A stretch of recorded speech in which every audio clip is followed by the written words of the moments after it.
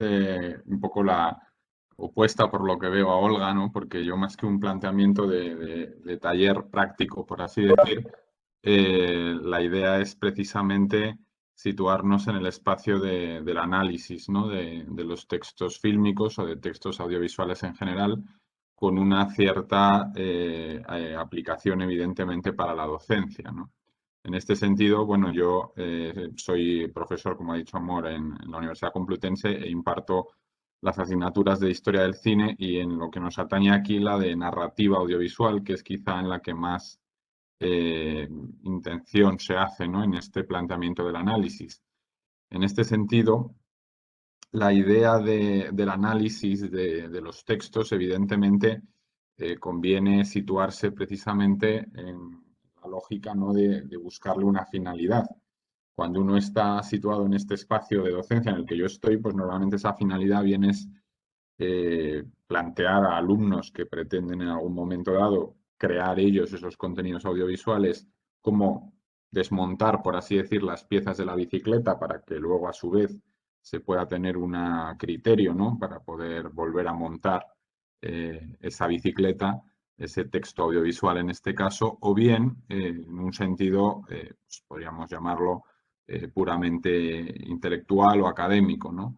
La clave es, en este último caso, pues evidentemente intentar favorecer una comprensión de la realidad que en cualquier caso puede estar, de hecho, podría ser, digamos, una necesidad hoy en día para cualquier ciudadano, ¿no? En la medida en que un porcentaje altísimo de los estímulos que recibimos, más allá de nuestra realidad diaria, y si lo pensamos ahora que estamos en este periodo de la pandemia, sobre todo cuando hemos estado encerrados, ¿no? Con mucha más intensidad, pues es a través de dispositivos audiovisuales. En este sentido, a ver si puedo ir avanzando porque no tengo yo muy claro cómo pasar a la siguiente ahora. Vale. En este sentido, sin querer precisamente entrar a una sesión demasiado densa, demasiado teórica, se puede plantear esta especie de diferenciación inicial que yo hago aquí, que ahora veremos que se puede ir haciendo algo más compleja, entre lo que sería un análisis interno de ese texto audiovisual, fijándose sobre todo en el propio lenguaje, que normalmente son las teorías, entre comillas, gramaticales, que se fijan sobre todo si habláramos evidentemente de lingüística o habláramos de filología, en elementos sintagmáticos, etcétera. En este caso serían evidentemente las unidades de construcción narrativa del lenguaje audiovisual, ¿no? Esto puede tener evidentemente menos sentido en esa aplicación para la docencia, pero sí que puede ser útil tener alguna noción previa, es decir, aprender mínimamente a analizar un texto audiovisual o tener algunas, digamos, algunas claves, ¿no? Para precisamente luego poder realizar un análisis externo que normalmente es el que va a ser más interesante para cualquier docente de otra disciplina que se vaya a encargar de plantear un texto audiovisual normalmente como herramienta, ¿no? Para trasladar el aprendizaje a sus estudiantes.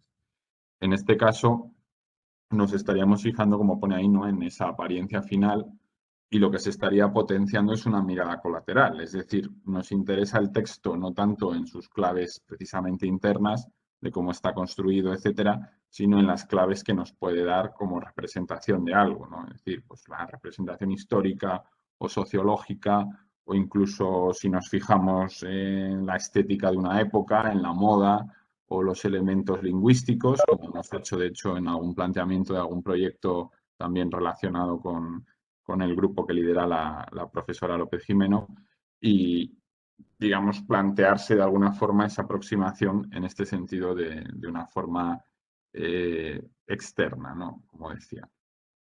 Realmente esta diferenciación es un tanto falsa, ¿no? Que es un poco lo que yo pretendo deconstruir aquí, porque la organización de los elementos de ese dispositivo del lenguaje de audiovisual, en este caso, van a hacer de alguna manera que el análisis externo, que la posibilidad de aplicar una perspectiva externa en muchos casos pueda variar, ¿no? Traigo aquí un ejemplo que va a ser el primer intento de ver si consigo compartirles la pantalla y se escucha y todo esto, que en este caso sí que está en YouTube. Es un fragmento muy breve de un documental de Chris Marker, famoso documentalista francés que trabajó sobre todo en los años 60 y 70, que es simplemente un pequeño experimento, ¿no? De ver cómo sobre un mismo planteamiento audiovisual, en este caso sobre un mismo planteamiento visual, el cambio de los elementos, en este caso del espacio sonoro, son completamente, varían de significación el propio texto audiovisual de forma completa, ¿no? Voy a ver si puedo compartirlo y lo podemos precisamente ver. A ver si...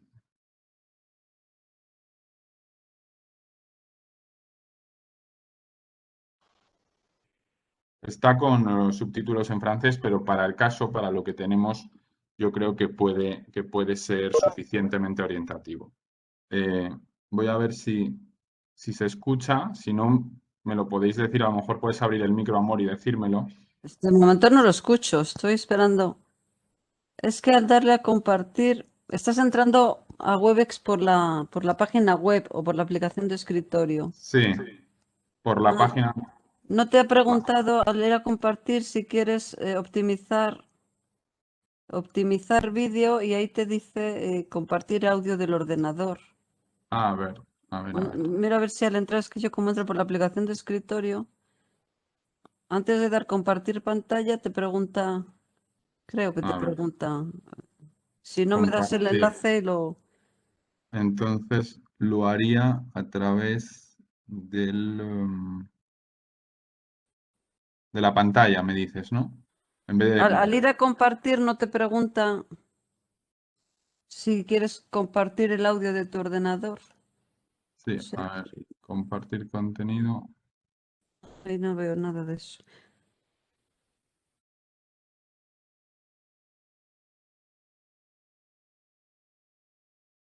Y disculpas, creo que una vez encontrado el kit de la cuestión, iremos ahora más rápido. Explicaba cómo, si se fijan ustedes en este minuto 30 que tenemos aquí, las imágenes que vamos a ver se repiten 3 veces. Pero en función de cómo se utiliza la banda sonora, en este caso la música y la narración del locutor, digo que los subtítulos están en francés, pero se puede más o menos comprender perfectamente, incluso aunque no comprendan el francés, cambia completamente la significación del texto audiovisual. En enregistrant aussi objectivement que possible ces images de la capitale Yakoute, je me demandais franchement à qui elle ferait plaisir, puisqu'il est bien entendu qu'on ne saurait traiter de l'URSS qu'en termes d'enfer ou de paradis. Par exemple, Yakoutsk, capitale de la République socialiste soviétique de Yakoutie, est une ville moderne, où les confortables autobus mis à la disposition de la population croisent sans cesse les puissantes hymnes triomphes de l'automobile soviétique. Dans la joyeuse émulation du travail socialiste, les heureux ouvriers soviétiques, parmi lesquels nous voyons passer un pittoresque représentant des contrées boréales, s'appliquent à faire de la Yakoutie un pays où il fait bon vivre. Ou bien, Yakoutsk, à la sinistre réputation, est une ville sombre, où tandis que la population s'entasse péniblement dans des autobus rouges sang, les puissants du régime affichent insolemment le luxe de leurs hymnes, d'ailleurs coûteuses et inconfortables. Dans la posture des esclaves, les malheureux ouvriers soviétiques, parmi lesquels nous voyons passer un inquiétant asiate, s'appliquent à un travail bien symbolique, le nivellement par le bas. Ou simplement,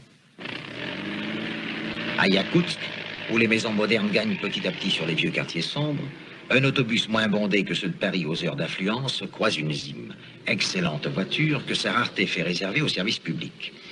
Avec courage et ténacité, et dans des conditions très dures, les ouvriers soviétiques, parmi lesquels nous voyons passer un Yakoute affligé de strabisme, s'appliquent à embellir leur ville qui en a besoin. Bueno, pues si lo han visto, es un ejemplo muy básico, es un ejemplo clásico que se utiliza mucho, ¿no? En un nivel primario de análisis de textos para precisamente inducir el pensamiento bastante evidente, bastante obvio, de que las imágenes, en función de cómo se organizan y de cómo se estructuran, tienen precisamente un planteamiento discursivo diferente, ¿no? Es decir, en este sentido, el primer paso sería darse cuenta de que cualquier texto audiovisual, en principio, va a tener siempre una determinada perspectiva, va a tener siempre un determinado planteamiento que va a tener un efecto determinante en el espectador, ¿no? En la medida además en que hoy en día se produce una contaminación de lenguajes en el que los textos habituales de no ficción audiovisual incorporan, no es una cosa original, es una cosa que ocurre hace décadas, pero hoy está evidentemente muy intensificada, recursos habituales de la dramatización propia de la ficción, ¿no? Algunos de los más evidentes puede ser el uso de la música extradiegética, de la música de acompañamiento, para enfatizar en el sentido que sea, dramático, épico, etcétera, una determinada información, pero si ustedes se fijan incluso en los telediarios, y no hace falta que sean telediarios especialmente sensacionalistas, los recursos de construcción dramática funcionan cada vez con elementos más similares a los de la ficción. O, por ejemplo, en otro ejemplo muy típico de nuestra época, que es la mezcla de ficción y de no ficción, el formato híbrido, ¿no? Que supone, por ejemplo, la telerrealidad, todos los reality shows, desde los más blancos, por así decir, como MasterChef, por ejemplo, hasta los más también morbosos o los más sensacionalistas, funcionan en esa clave de mezcla de la ficción y la no ficción, ¿no? Estos elementos, digamos, que lo que nos incentivan es a ser algo menos ingenuos, en el caso de que lo fuéramos, a la hora de interpretar, de posicionarnos como intérpretes de un texto audiovisual, ¿no? En lo que nos atañe en este caso, el primer planteamiento que yo creo debemos hacer es precisamente, como os decía en la introducción, ¿no? Plantearse cuál es la finalidad del análisis, ¿no? Evidentemente, aquí habrá factores múltiples, cada uno de ustedes, cada uno de vosotros tendrá pues, una serie de diferencias a la hora de aproximarse desde el nivel de los estudiantes, incluso si hay docentes evidentemente de secundaria o incluso de primaria, la universidad, la materia que se trate, la finalidad que uno tiene a la hora de utilizar ese recurso audiovisual simplemente como una fuente puramente ilustrativa, ¿no? Que informativa, lo cual ya de entrada puede ser muy interesante en la medida como planteaba Olga anteriormente y Amor, ¿no? En que nos encontramos en un momento en donde todo percibimos a través del audiovisual, con lo cual para los estudiantes siempre va a ser probablemente más atractivo, ¿no? El encontrar esa información de modo audiovisual que simplemente en textos escritos, ¿no? Aunque yo soy partidario también en este caso, evidentemente, a pesar de dar una asignatura que es eminentemente audiovisual, de alternar, ¿no? la interpretación de textos escritos y de documentos de la época, sobre todo en historia del cine, con los planteamientos de las películas, ¿no? Saltándonos un poco el planteamiento que sería especialmente denso y teórico de entrar a ver qué teorías fenomenológicas, psicoanalíticas, semiótica, son las que son más preponderantes, ¿no? Dentro de los análisis narrativos y de los análisis audiovisuales, yo creo que la combinación de algunos elementos tomados de forma intuitiva nos puede servir precisamente para potenciar el uso de estas herramientas. Es decir, que aparte de que uno, pues en un momento dado, en una asignatura de historia, pues pueda optar por poner una película referida a la época que esté tratando en el temario, ¿no? Y que la gente pueda un poco imaginar a través también de la imaginación del cineasta, ¿no? Cómo era ese mundo, cómo era esa época, nos pueda servir para hacer un poco más profundo esa interpretación, ¿no? Esa mirada sobre la época, en este caso, relacionar las épocas también. Y otra cosa que no es baladí, ¿no? Que es precisamente en estos términos que decía yo de que de la interpretación cada vez entiendo yo que debería ser menos ingenua y potenciar más un pensamiento crítico también sobre el audiovisual, educar la mirada en esa clave audiovisual, ¿no? Es decir, saber encontrar elementos que tienen de interés en esa construcción de significados, ¿no? Aquí nos encontramos, vamos a utilizar otro fragmento que espero que ahora con mucha más agilidad lo pueda compartir, cada vez lo iré haciendo con más agilidad, espero, de algo sustancial, ¿no? Es decir, es el concepto de punto de vista y el concepto de perspectiva a la hora de situarnos en el planteamiento interpretativo.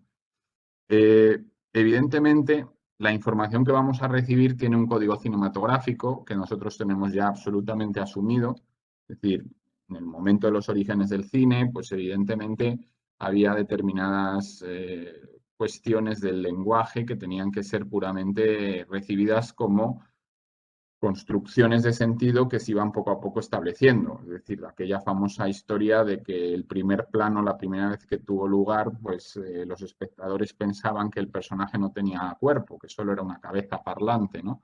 En este caso parlante, que no se le oía porque además era mudo. Más allá de esta anécdota, que probablemente también está algo exagerada, ¿no? La clave aquí es pensar en el código cultural, en la connotación que tiene el espectador al que nos estamos dirigiendo. Y en este sentido, este ejemplo, que incluso lo utilizo yo con bastante de frecuencia en clase, de la película Historias de Filadelfia, que es justamente la introducción, nos puede servir precisamente para entrar a ver cómo se produce una diferencia connotativa importante en función también de la época de la obra, ¿no? Que nos está sirviendo para relatar un determinado tiempo. Este sería el planteamiento más llamativo de este ejemplo, pero hay otros que es difícil plantear sin haber visto lamentablemente este pequeño fragmento, pero que implicarían diferentes perspectivas en lo que decíamos antes del análisis, ¿no?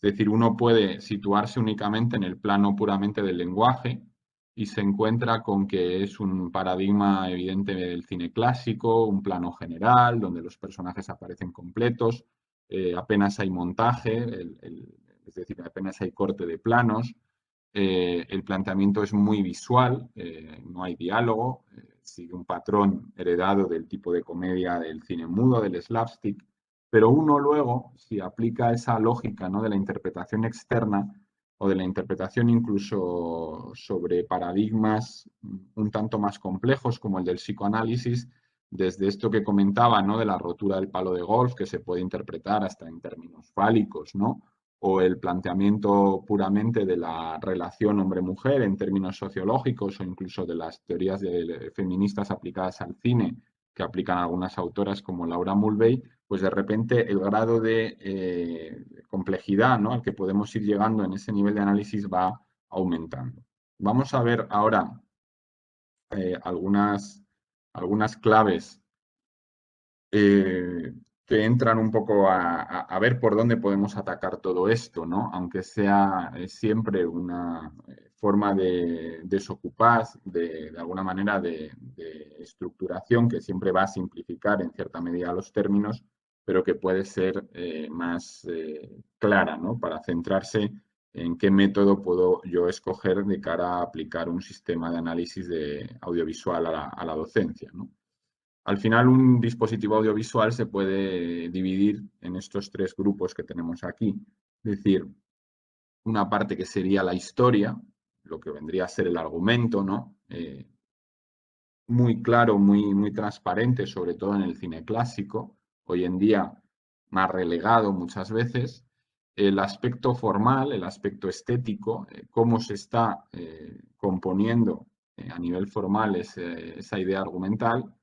Y el discurso, es decir, podríamos hablar de los temas, podríamos hablar de la ideología, entendiéndola en un sentido amplio, etimológico, que desarrolla esa historia en relación con esa forma, ¿no? Es decir, he puesto los elementos así, en una especie de escalera un poco deconstruida, porque son tres elementos que en realidad están superpuestos, ¿no? Es decir, no aparecen aisladamente. Es decir, la historia al final está encardinada, ¿no?, con la forma y el discurso y viceversa. Es decir, mi interés aquí, y por eso está recuadrado el planteamiento del discurso de la obra, es que yo entiendo que normalmente en la docencia que no tiene que ver con la propia historia del cine, con la propia historia a lo mejor de la narrativa audiovisual, va a tener sobre todo interés mientras que nos centremos en el campo del discurso, de los temas que puede ilustrar esa obra, ¿no? Pero vamos a ver también cómo el elemento formal y el elemento argumental evidentemente van a influir de forma clara en esa idea discursiva. Pongo aquí un fotograma del cartel, ¿no?, una imagen del cartel de una película mítica que en principio conoce todo el mundo, aunque esto también es relativo a tenor de lo que me encuentro yo, sobre todo con el público más joven en mis clases, pero en una película como Casablanca, con un argumento conocido, ambientado precisamente en la Segunda Guerra Mundial, una historia de amor y un planteamiento de alguna manera estético formal que responde claramente al paradigma de Hollywood, con cierta influencia expresionista. El planteamiento discursivo, evidentemente, tiene un interés que está introducido dentro de esos dos elementos previos, ¿no? Es decir, nos encontramos con un engranaje en el que, aunque uno pueda centrarse en la trama quizá principal de la película, que es la historia de amor, la subtrama político de suspense, de intriga, la subtrama de acción, está de alguna manera vinculando todo el relato previo a ese elemento puramente ideológico, ¿no? Es decir, aquí el planteamiento de cómo entrar al análisis de una película como esta lo podríamos hacer precisamente a partir del estudio de los diferentes elementos que van a componer el relato, ¿no? He escogido este paradigma por ser uno muy, digamos, sencillo y un planteamiento de una película que entiendo que todos en algún momento hemos podido ver, ¿no? En este caso, evidentemente, hay una serie de elementos dentro de la narrativa audiovisual que podrían hacerse muy complejos, que son los que están a la izquierda, que podrían incluso estar en relación con otros elementos de la literatura, no son exclusivos en algunos casos del planteamiento audiovisual, pero que van a dar ese orden, ¿no? Dentro del argumento, dentro de la forma y dentro del discurso. Es decir, el relato, la propia estructura, es decir, el hecho de que esa estructura esté contada de una manera determinada, pero fundamentalmente en el que uno de los que más nos interesa en este caso es el del punto de vista. Cuando hablamos del punto de vista, y aquí de nuevo tenemos que tener una cierta relación con lo que hablábamos antes de la recepción por parte del espectador, en función también de qué connotaciones tiene, más allá de la construcción técnica del punto de vista, es decir, que los ojos del espectador y los ojos del personaje vean lo mismo, que a veces puede ocurrir, la técnica del punto de vista lo que nos está dando es un poco la forma de seguimiento de esa historia, ¿no? Y en la forma de seguimiento de esa historia nosotros podemos tener elementos clave que actúen en correspondencia con el espectador como una especie de imán. Me explico un poco más claramente. Humphrey Bogart en Casablanca evidentemente tiene una connotación para el público de la época, la sigue teniendo hoy para buena parte del público que sabe quién es Humphrey Bogart, que tiene ese aura, ¿no? Dentro del Star System de la época, aunque esto es progresivamente va decayendo, ¿no? Es decir, el 80%, por decir algo, de mis alumnos no saben quién es Humphrey Bogart, ¿no? Pueden entender la película con otras claves, el héroe o el antihéroe del relato, pero no tienen la connotación que tenían los espectadores de una determinada época para identificarse de manera automática con ese personaje. Lo cual hace que incluso aunque nosotros no siempre estemos observando su punto de vista visual, al final el planteamiento del personaje nos suponga, digamos, una cierta identificación, una cierta idea de pues, compartir los logros o frustraciones de ese personaje en la película, ¿no?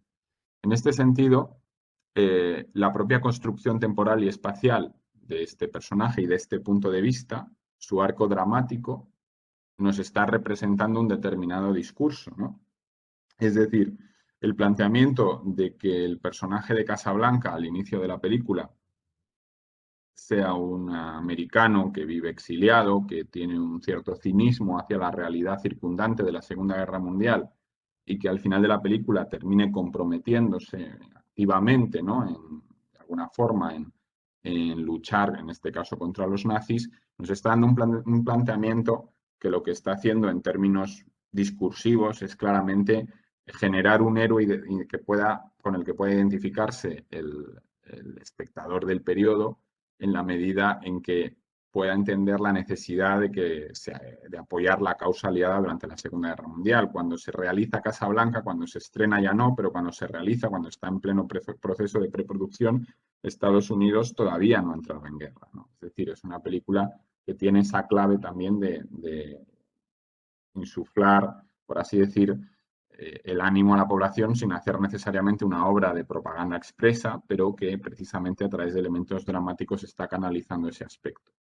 Estos aspectos, que son más abstractos, a la hora de plantearse en términos de análisis narrativo, lo van a hacer a partir de tres cuestiones que sí que son consustanciales al cine o al audiovisual. Es decir, las otras pueden responder a la narrativa en general, pero el planteamiento combinado de la puesta en escena y la planificación, es decir, qué plano se está escogiendo, dónde se posiciona la cámara, con qué espacio de la realidad me quedo, qué espacio selecciono y qué espacio dejo fuera. La parte del montaje, es decir, cómo organizo ese material previamente filmado y luego cómo lo sonorizo, qué elementos sonoros, como veíamos antes en el ejemplo de Chris Marker, puedo yo utilizar en ese sentido, me hacen de alguna manera situarme en un determinado planteamiento. Es decir, todos los elementos previos se están de alguna manera dando la mano para confluir en un determinado sentido.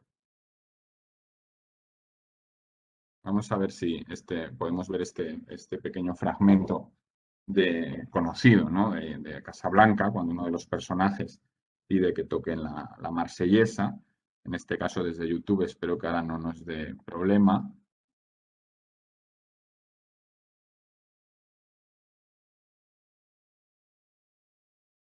Escuchando ahora, ¿no?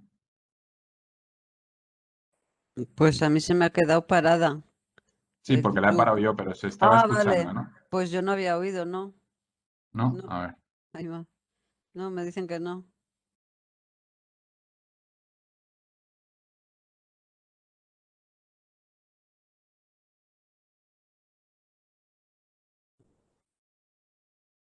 Vale, ahora creo que sí, ya me... Anda, se ha ido esto. Ya me he quedado yo con la... Ahora sí, ¿no? Ahora.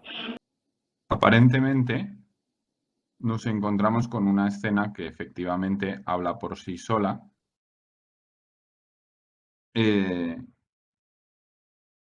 Pero realmente, si nos centramos, si volviéramos a ver detenidamente cómo está articulada en los términos de puesta en escena, montaje y sonido, veríamos que lo que se está produciendo y por lo que está teniendo en ese momento de la película, donde probablemente es una escena que resulta casi imposible, una vez que uno está viendo la película, ¿no? Resulta imposible no emocionarse, ¿no? En ese momento de la película, es precisamente por cómo se está articulando en términos de planificación, montaje y uso del sonido. Si nosotros viésemos la escena sin sonido, podríamos prácticamente entenderla, aunque no tuviéramos la connotación evidente entre la canción alemana y el himno de la Marsellesa, que en este caso, más allá de referirse a Francia como nación, lo que está, digamos, es asociada, ¿no? a la idea de la resistencia francesa y a la idea de la libertad, ¿no?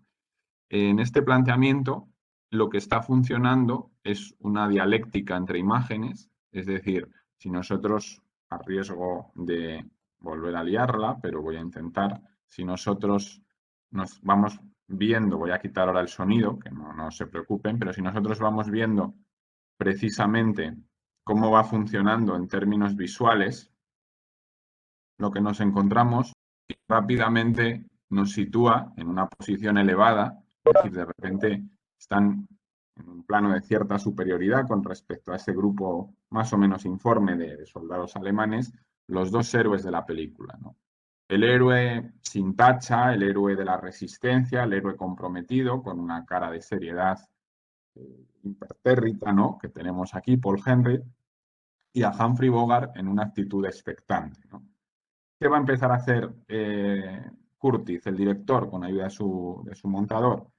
Va a empezar a alternar los planos de conjunto con los primeros planos, generando esa significación, indicando indirectamente, lo cual queda sublevado, queda elevado, ¿no? por la música, en qué puntos, como si se estuviera componiendo una partitura musical, en qué puntos debe detenerse la acción, en qué elementos debe fijarse para que nosotros comprendamos no solamente la dialéctica, el conflicto de fondo político, sino que eso lo incorporemos a nivel emocional, que es lo importante al final en cualquier relato narrativo. Hoy en día está tan de moda esta idea del relato a nivel de comunicación política, incluso en la medida en que ya nadie se preocupa de transmitir ideas racionales al público. Lo que se pone de moda, ¿no? Claramente es el planteamiento de transmitir emociones, de transmitir ideas que van más allá de los puros razonamientos, que van a capturar un poco pues, el apasionamiento de ese público, ¿no?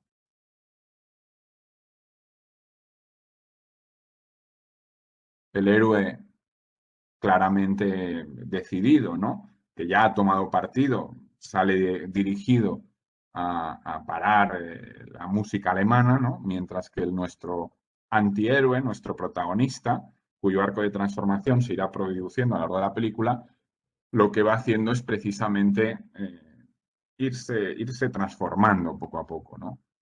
Clave, ¿no? de la película, del elemento fundamental que va a hacer que Rick, el protagonista, se transforme, es Ingrid que toquen. Quien termina de dar la orden para que eso ocurra es el héroe, el antihéroe, que en este caso empieza a comprometerse, ¿no?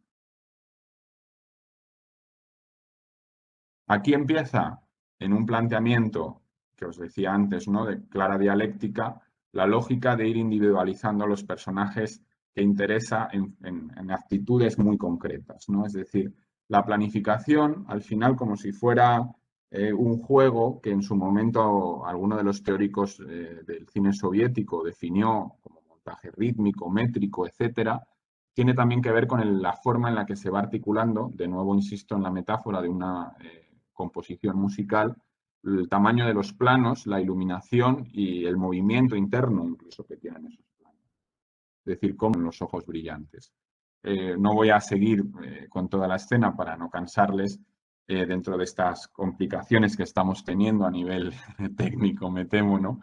Pero la lógica es un poco esa, es decir, nosotros a nivel temático podemos hablar de esta película y analizar la lógica, ¿no? que tiene en términos generales como obra de propaganda, como obra de apoyo a la causa aliada durante la Segunda Guerra Mundial, como obra mítica de la historia del cine, como paradigma del clasicismo, pero si nosotros tomamos, que es una de las claves en este sentido, tomamos algunos elementos en clave un poco más desgranada, ¿no? Y vemos cómo se está ejerciendo la relación a través de estos tres elementos que tenemos aquí, ¿no? Que son los que son específicos al cine. Es decir, muchos otros pueden ser propios de la pintura, de la literatura, del teatro, pero hay uno que es casi exclusivo del cine, ¿no? Que es el montaje, que quizás es el primordial a la hora de dotar de un determinado sentido a los planteamientos, ¿no? Entonces, a partir de un poco de esta idea de sumergirse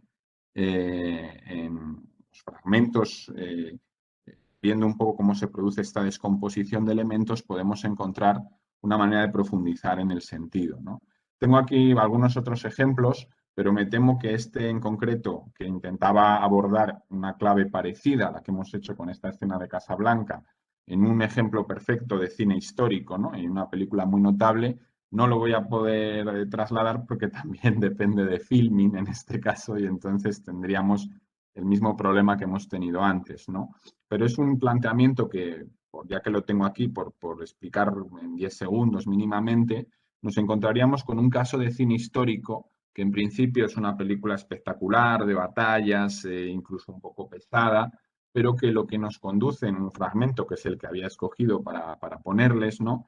Es saber cómo simplemente a través de una planificación, que son planos aéreos tomados directamente desde un avión, en que los soldados parecen hormigas, frente al primerísimo plano de un soldado que quiere desertar de la batalla porque no comprende la guerra, porque no comprende qué hace ahí, es decir, nos sitúa de nuevo en un plano dialéctico, pero lo está haciendo a través únicamente del montaje y de la planificación, ¿no? Es decir, no hay ningún otro personaje en la escena que tenga entidad, todos son soldados impersonales, un ejército absolutamente caótico atacando y otro defendiéndose, y de repente en un primer plano nos singulariza a un soldado que es el que precisamente no quiere luchar, ¿no? Es decir, evidentemente, aunque lo viéramos sin diálogo, la pura lógica, de nuevo, dialéctica de la imagen nos estaría dando ese sentido, ¿no? Y el otro ejemplo que tenía, que he visto que el amor va a tratar, y lo he traído también un poco en esa línea, ¿no? Porque es una serie que también estoy viendo yo y que me está pareciendo muy buena y lo hago algún día en clase de poner algún ejemplo. Y en este caso no sé si tampoco nos dejará compartir Netflix. ¿Tú qué crees, amor? ¿Crees que... Pues no lo sé, vamos a arriesgarnos, pero es que las plataformas de pago tienen algún mecanismo para que no se pueda, igual que a ti no te permitirá grabarlo, si quieres, cuando lo estás visualizando, no te permitirá grabar, hacer una captura de pantalla, yo Ujú. supongo, Yo ¿no? Netflix sí que lo he logrado en alguna Sí, otra plataforma, pero pues sí, podemos probar, pero voy a intentarlo y si no, pues nada, pero pues por no siempre, quedarme voy a ver si en este caso es posible. vamos a... A ver, salgo de aquí. Pero no voy a insistir mucho, es decir, simplemente este ejemplo, ¿no? Lo traía en la medida en que hay una escena, pero tampoco la voy a describir ahora, que plantea, a mi modo de ver, muy claramente cómo a través del espacio visual únicamente, porque ni siquiera hay diálogos, es una escena de uno de los prólogos, en este caso de la temporada 3 de la serie, en la que aparece el primer ministro Edward Heath, un conservador, cuando toma posesión, estamos viendo que el papel de la reina, tal como se construye en la serie, siempre, digamos, refiere ese mismo punto de vista identificatorio para el espectador, ¿no? En este caso, planteando muy sutilmente a través de elementos visuales como Edward Heath, que toca el piano y es un gran amante del piano, está completamente al margen de unas protestas sociales que están teniendo lugar, mientras que la reina los está viendo por televisión, ¿no? Y en ese planteamiento, la conversación posterior entre ellos claramente refuerzas, como si fuera una segunda lectura sobre el montaje previo, la dialéctica de imágenes previa, la idea esta de esa focalización que se produce genérica a través del personaje de la reina, ¿no? Que en el fondo acaba provocando un planteamiento discursivo que es interesante y que es más de actualidad, evidentemente, que Casablanca, que sería ver hasta qué punto precisamente una serie como The Crown, a través de un dispositivo visual y dramatizado, más allá de un poco de la reflexión de fondo que se puede hacer de la serie sobre lo que cuenta o lo que no cuenta, cómo al superponernos, aunque no sea de forma constante, pero sí emocionalmente a la visión de la reina, al hacernos entrar en su intimidad, nos posiciona de alguna manera en su entendimiento, acabamos comprendiendo sus decisiones, ¿no? Y en este sentido, incluso el debate podría ser si la serie está contribuyendo a cimentar, ¿no? A generar más confianza sobre la institución o sobre el personaje de la reina, en este caso más sobre el personaje de la reina, o lo contrario, ¿no? Podría ser un debate precisamente en este caso, no por el argumento de la serie, ni siquiera por el planteamiento temático de la serie, sino por cómo está articulado el montaje, el punto de vista y la planificación en determinadas secuencias, ¿no? Cómo se genera esa idea, esa, eh, esa especie como de complejidad de capas en el personaje de la reina. Pero bueno, simplemente este planteamiento, porque aquí concluyo, sería ver un poco una manera, a través de estos elementos más intuitivos, pero un poco ya más especializados, de que si se utiliza un determinado texto audiovisual o fílmico en un aula, aparte de ver qué elementos temáticos generales pueden establecer, cómo ilustran un determinado momento histórico o qué elementos estéticos pueden, digamos, tener asociados, si se está en historia del arte, por ejemplo, se pueda entrar a ver un poco más de ese discurso analítico en torno a cómo opera la narrativa audiovisual y cómo opera también en los espectadores, ¿no? Qué sentimientos, qué ideas les está potenciando. Y nada más, muchas gracias. A ver, yo creo que la atención o la capacidad de concentración se ve motivada, ¿no? Por el discurso que uno prepare. Entonces, no sé, yo trabajo en la en la universidad, además también trabajo con análisis de textos. Entonces, claro, ahí es imposible concentrar en píldoras un análisis, porque el método es totalmente distinto. Consiste en hacerlo de una manera parsimoniosa, parándose en todos los detalles. Si es una película, mucho más complicado porque hay que ir casi plano a plano para entender pues, cómo se maneja el discurso, el lenguaje cinematográfico para construir ese relato. Si es, por ejemplo, para analizar gráficas publicitarias, que es lo que estoy haciendo ahora en una asignatura de publicidad, aquí en el campus de Segovia de la Universidad de Valladolid, pues bueno, se simplifica más porque estamos trabajando con imágenes fijas, aunque aún así nos podemos tirar 1 hora y media con una imagen fija ahí delante para degustar cada uno de los elementos que componen esa imagen, ¿no? Entonces, bueno, yo estaría un poco en la escuela, porque además mi director de tesis fue Requena, que le conocerás de sobra. Sí, de Eh, hecho, es sí, amigo. sí, es un Está en mi profesor departamento, además. mítico de la Complutense y estuve muchos años yendo a su doctorado, asistí a los numerosos análisis que ha hecho de Casa Blanca. eh, entonces, bueno, a mí me fascina el análisis cinematográfico y todos sus componentes. Y claro, yo creo que es muy interesante llevarlo a las aulas y además con este método de parsimonia, cogiendo el texto directamente. eh, para pensar, ¿no? Todos estos enfoques que se le puede dar a la lectura de un texto e incluso a los textos más pop que se pueden encontrar en la televisión. Y cuando nos has puesto la imagen esta repetida, o sea, la peliculita esta donde se repiten las mismas Ujú. imágenes y cambia básicamente la banda sonora, música y discurso, ¿no? Bueno, me he acordado de algunos códigos que ahora mismo para mí están perdiendo el sentido por su uso abusivo en la televisión. Por ejemplo, te lo comento para ver qué piensas tú de esto, que a mí me parece realmente llamativo, porque, bueno, a mí me encanta el cine desde el punto de vista de la imagen, pero también desde el punto de vista del sonido. Por ejemplo, ahora en la televisión, bueno, lleva ya muchos años haciéndose un uso abusivo de la música épica para cualquier cosa, para todo, en publicidad, en telediarios, en los deportes, incluso, bueno, en programas de cualquier tipo, sea cual sea la temática, el rollo este parecido a la música de Hans Zimmer, esta de Piratas del Caribe, que está hasta en la sopa, todo es épico, ¿no? Y claro, si todo es épico, pues al final nada es épico, ¿no? O sea, es como que los códigos, el significado de los códigos pierde su sentido porque se convierte en algo vacío, ¿no? De tanto de ese uso abusivo. Y luego también quería comentarte respecto a lo que has dicho de Historias de Filadelfia, que la recepción esta que tiene en el público joven, esa escena precisamente donde la mujer es agredida, entre comillas, eh, yo creo que tiene que ver más que nada con una idea preconcebida que tienen los jóvenes de que el cine antiguo, así entre comillas, no hay violencia en él, carece de violencia. Y entonces, bueno, pues ver una escena así radical en código cómico de que a una mujer su marido, el que va a ser su ex marido, la empuja y la tira al suelo, pues les parece escandaloso, pero no hay que olvidar que ellos están hartos de ver violencia en el cine, en las series Mucho más. y violencia de mujeres hacia hombres y de hombres hacia mujeres. Y en programas, bueno, que en principio son, bueno, pues que inofensivos, ¿no? De la televisión, que están plagados de violencia.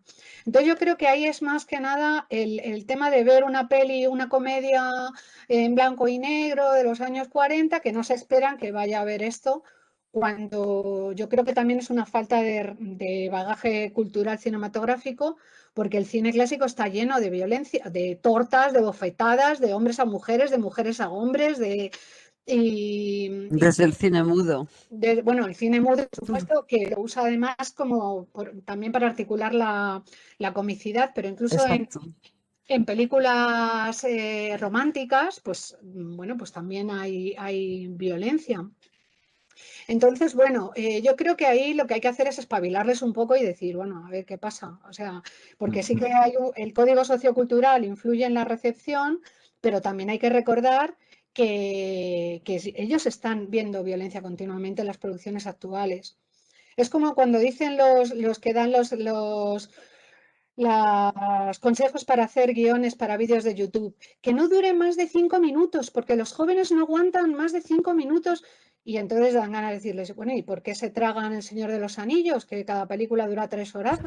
No, no, pues no estoy de acuerdo en esas aseveraciones así tan... Dependerá de los contenidos, ¿no? De lo que les estén contando. Y, y luego otra cosa, ya por último, que a lo mejor me estoy enrollando demasiado y lo mismo es la única vez que intervengo, pero claro, como el análisis cinematográfico o audiovisual es lo que más me interesa, pues aprovecho. También has dicho, has hecho un comentario así por encima diciendo que los realities, creo que has dicho que el reality, que MasterChef sería como un reality blanco. Y fíjate, yo no veo MasterChef precisamente porque las promociones que hacen de MasterChef están centradas en el rollo sadomasoquista. O sea, me parece, hay una línea violenta también ahí, porque, bueno, aparte de usar la música épica constantemente, también en MasterChef, lo que hacen es poner primeros planos del sadismo de los jueces y primeros planos del masoquismo de los concursantes. Con lo cual, yo no veo la blancura ahí por ningún lado. A mí me parece un planteamiento, pues bueno, que tiene ahí el rollo violento del desprecio en la esencia pura del concurso. Y bueno, por mucho que se dediquen simplemente a cocinar y ¡ay, qué rico está, qué bonito! Tal, pero no, o sea, lo que utilizan para promocionarlo es el rollo sadomasoquista. Entonces, bueno, no sé, a lo mejor soy yo que tengo una mirada así Requeniana. dramática, reteniana, pero no sé, todas estas cosas me llaman la atención de lo que nos rodea y creo que son temas muy interesantes para llevar en el aula y hacer reflexionar a los alumnos. En la universidad, por supuesto, y por qué no, también en los institutos, tomando los textos con la parsimonia necesaria y el detalle adecuado sin tener que estar, por supuesto, obviar la importancia o el valor que tienen los resúmenes, las síntesis, los dibujos, o sea, lo que se conocen ahora como píldoras de conocimiento, que no sustituyen en ningún momento, para mí, desde mi punto de vista, a esos otros análisis de tipo detallado y atento, ¿no? Al discurso que se analiza y al discurso que hay que elaborar fruto de ese análisis. Y nada, bueno, solo quería decir esto. Muchas gracias. ¿Has tomado nota, Ricardo, de todo lo que te ha Sí, ido he tomado preguntando? algunas notas porque la verdad es que estoy hoy un poco espeso ya y me ha terminado de machacar los problemas técnicos y he tomado notas para que no se me olvide ninguna cosa de las que me han parecido muy interesantes, ¿no? Que comentabas y que efectivamente, bueno, pues empezando casi por el final, yo creo que el planteamiento, no sé si es antitético, pero el planteamiento al menos es complementario, o sea, es decir, una cuestión es que puedan, y yo de hecho en esto que ha dicho Amor, ¿no? De la plataforma de divulgación de la Complutense es a lo que me he dedicado bastante tiempo, de construir contenidos audiovisuales más o menos breves para de alguna manera divulgar contenidos científicos o divulgar contenidos docentes, por ejemplo, también haciendo MOOCs y demás, lo cual de alguna manera puede ser esa idea de síntesis, de alguna forma, sobre todo a lo mejor procesos más complejos o cuestiones que pueden ser un poco más complicadas, pues intentar de alguna manera, pues eso, resumirlas de forma breve.